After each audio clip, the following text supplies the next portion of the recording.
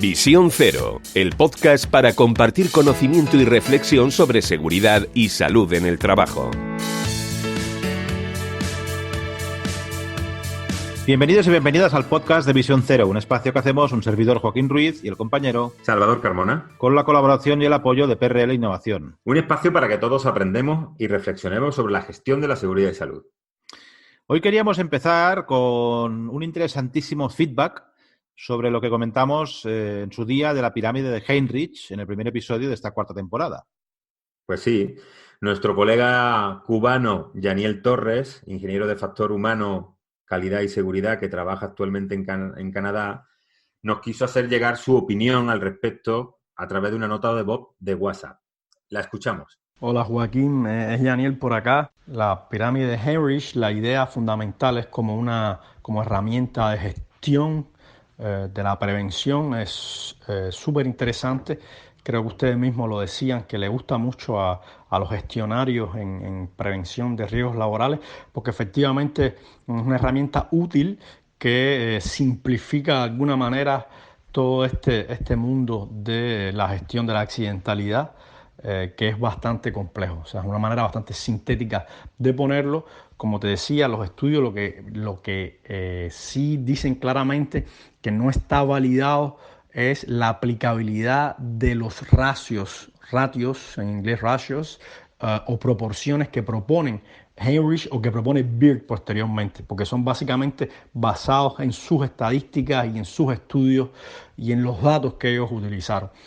Y el otro punto, no siempre trabajando en la base de la pirámide se van a obtener resultados en las cimas de la pirámide, porque las causas subyacentes de los accidentes menos graves no son siempre similares o no tienen un patrón similar que los accidentes más graves que están en la cima de la pirámide. Quiere decir que tocando los accidentes que están en la base no siempre vamos a tener un impacto al menos directo o de causalidad en los accidentes que están en la cima. Bueno, agradecer a nuestro amigo Yaniel.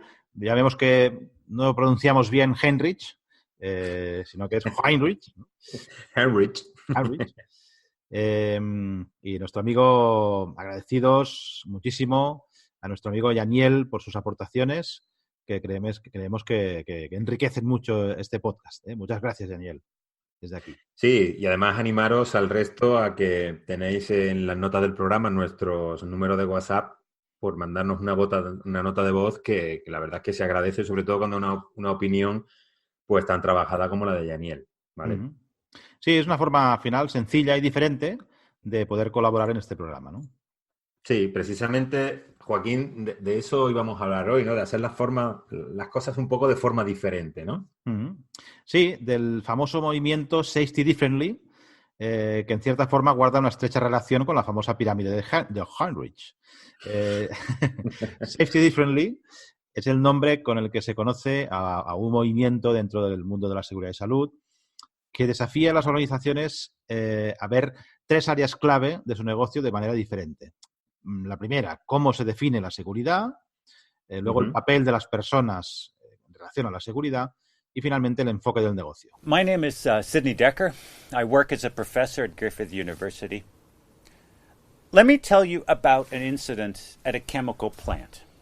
An employee gets sprayed in hydrocarbons. Sí, el término Safety Differently, así está mejor pronunciado, ¿eh? Sí. Fue acuñado por primera vez por Sidney Decker en el año 2012. Uh-huh. Sidney Decker es un profesor de la Universidad de Griffin, no de Gryffindor, sino de Griffin. Sí. Y desde entonces el movimiento ha seguido pues ganando terreno y adeptos, ¿no? Y pues cuenta con el respaldo de un propio laboratorio de investigación. Y bueno, tienen una página web muy interesante, sí, donde podéis encontrar pues artículos y posts que te pueden ayudar a entender todo esto, ¿no? Para mí, la verdad es que es una página, lo hemos comentado, Joaquín, muchas veces, que para nosotros es una referencia, ¿no? Exacto. También tiene varios libros y además un documental pues muy interesante. I think there's endless benefits in giving people as much autonomy as you can possibly give them.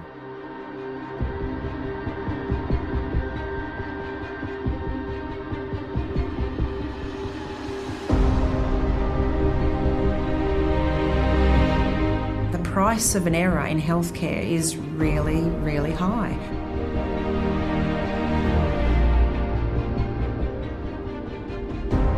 You look at the experience for these guys and they're in a middle management role on the rig, such as a driller. They're not really confident to make the decisions.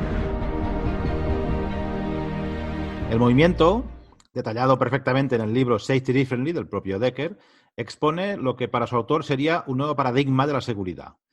Partiendo de la pregunta, ¿son las personas un problema de control o una solución que hay que aprovechar? El autor explica cómo durante medio siglo el conocimiento sobre la seguridad estaba dominado por la idea de que las personas eran el objetivo de intervención y de esta manera los problemas de seguridad se trataban mediante el control del factor humano en el trabajo. Sí, y fue a mediados del siglo XX, aproximadamente los años 40 o los años de la posguerra mundial, fue tomando cuerpo un poco el reconocimiento de que los accidentes están ligados fundamentalmente a los fallos del sistema, es decir, a los fallos organizacionales, ¿vale? Parece mentira, Joaquín, que ya en los años 40 se pusiera en vigor esta corriente y todavía estemos así. Exacto, ¿no? Exacto. Según esto, las personas no son las promotoras del fallo, sino sus destinatarios, ¿no? El cambio de enfoque es importante y hemos hablado de ello muchas veces cuando tratamos, por ejemplo, el tema del HOP, del Human and Organizational Performance. En lugar de dedicar recursos a controlar a las personas, ¿no? Estos recursos se deben dedicar precisamente a los sistemas, ¿no? A la organización. Sí, todo eso que hemos venido repitiendo muchas veces, que al final el ser humano pues comete errores y lo que no pueden ser es que una persona enferme o sufra un daño porque ha cometido un error. Para eso están los sistemas, ¿no? Para absorber ese error. Por eso Decker defiende un poco que la seguridad la hemos ido convirtiendo en un asunto fundamentalmente burocrático y de control. Es decir, establecer normas, medir si esas normas se cumplen y si no se cumplen, pues tomar medidas correctivas o contra las personas o contra las normas, ¿vale? Y bueno, en muchas empresas la seguridad ha transmutado desde ser un valor a una máquina de generar papeles. Es decir, las personas como un problema de control y para eso generamos documentación para tener cubiertas ciertas responsabilidades, ¿no? Podemos ver lo que ha terminado o ha derivado la coordinación de actividades empresariales, ¿no? Que es fundamentalmente un sistema de dudosa protección, que yo tengo mis dudas, de dudosa protección contra el error humano, ¿no? Es la prevención defensiva, ¿no? Que decimos a veces, ¿no? Efectivamente. Lo que es el movimiento Safety Differently argumenta además que el modelo de cero daños se basa en una falacia lógica, ya que la investigación no ha encontrado una correlación entre la eliminación de los accidentes menores y la prevención de los incidentes mayores o las incluso mortales, ¿no? De ahí lo que decíamos del nexo entre la pirámide de Heinrich que comentábamos antes, ¿no? Sí, yo creo que el amigo Daniel le ha dado un poco la clave. Es decir, trabajar en la base de la pirámide con accidentes menores que no tienen causas subyacentes, igual que la que tiene un accidente mayor o un accidente grave o mortal, ¿no? Es decir, no es lo mismo eliminar un corte que eliminar una caída, ¿no? Entonces, dice que esto de cero accidentes, bueno, pues es algo que tiene una base conceptual un poco floja, ¿no? Exacto. Al final, el autor apuesta por entrar en una nueva era, ¿no? De la gestión de riesgos laborales, un poco lo que llevamos hablando aquí durante tantos capítulos, ¿no? Entendidos como factor humano, ¿no? Gestionar el factor humano y enfocar la seguridad de una forma diferente que ellos llaman el safety thinking, ¿no? Un enfoque que ve a las personas como fuente de diversidad, de creatividad, de sabiduría, es decir, las personas como fuente de gestión del riesgo. Lo hemos dicho muchas veces, las personas gestionando y operando en su trabajo diario, pues amortiguan en muchos casos que aparezca un riesgo, que un riesgo se convierta en accidente, ¿no? Y este nuevo enfoque que propone Safety Differently requiere una serie de transiciones. Por ejemplo, el pasar de ver a las personas como el problema a verlas como la solución. Sí, pasar de intervenir en el comportamiento a intervenir en el entorno. Y también pasar de medir su éxito en seguridad a través de la ausencia de eventos negativos, accidentes, incidentes, etcétera, a medir la presencia de sucesos positivos. Sí, en definitiva, pasar de trabajar de la seguridad como una contabilidad burocrática a trabajar como una responsabilidad ética, ¿no?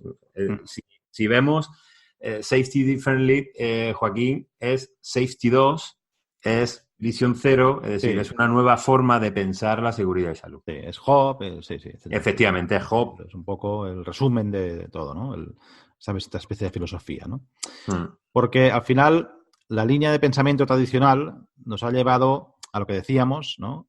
A esta creciente burocracia de la seguridad, esta prevención defensiva, que al final es la responsable del estancamiento actual que hay en el mundo de la seguridad, ¿no? El modelo cero accidentes, entendido como cero accidentes y no cero daños, que siempre diferenciamos, ¿vale? Sí. Ha sido un buen inicio, pero ha llegado a un punto que se ha agotado, ¿no? Sí, al final puede pasar como pasó en la plataforma de BP en el Golfo de México, ¿no? En la Deepwater Horizon, que está muy bien recogido en esa película, ¿no? Hubo mucho tiempo donde no había incidentes y un día aparece la gran catástrofe, ¿no? Sí. Pues, oye, no es muy creíble, ¿no? El incidente es cero, ¿no?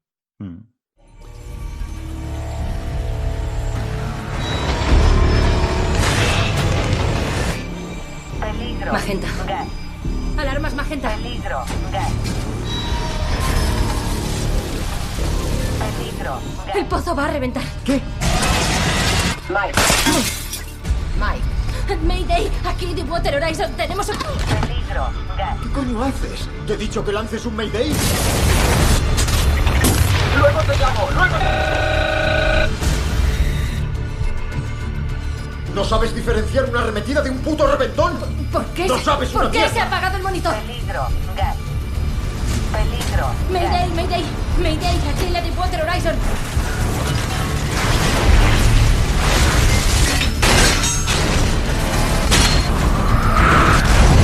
¡Aguanta! ¡Pues me caeré de aquí!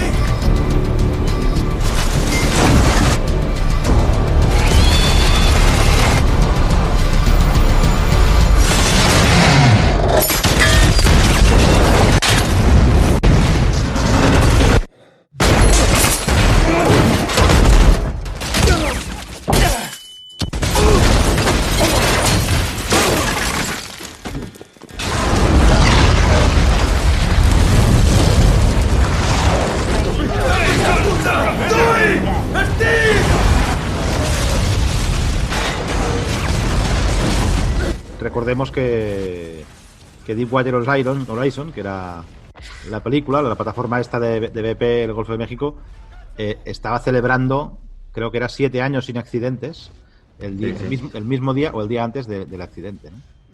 Efectivamente. Oye, ¿y cómo podemos aterrizar esta filosofía? ¿Te parece que hagamos unas propuestas?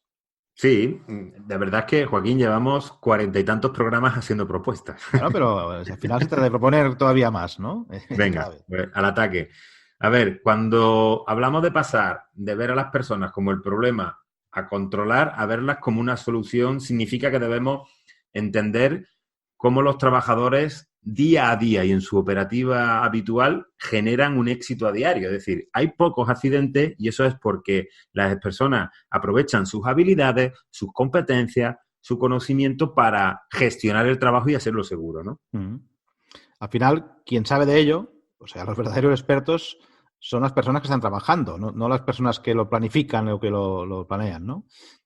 Es importante saber generar confianza entre la fuerza laboral para que nos puedan transmitir lo que hacen bien y aprovechar este conocimiento para replicarlo el mayor número de veces posible.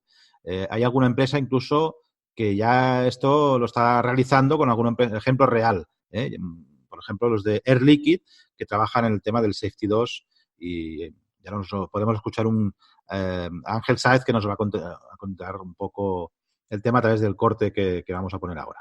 Este proyecto aporta para mí unas cosas muy positivas y es esa positividad de la seguridad, y eso la verdad es que lo estamos viviendo.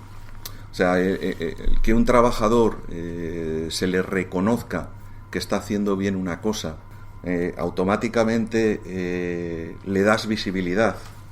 Le haces además que la comparta con el resto de compañeros que realizan actividades muy similares, La verdad es que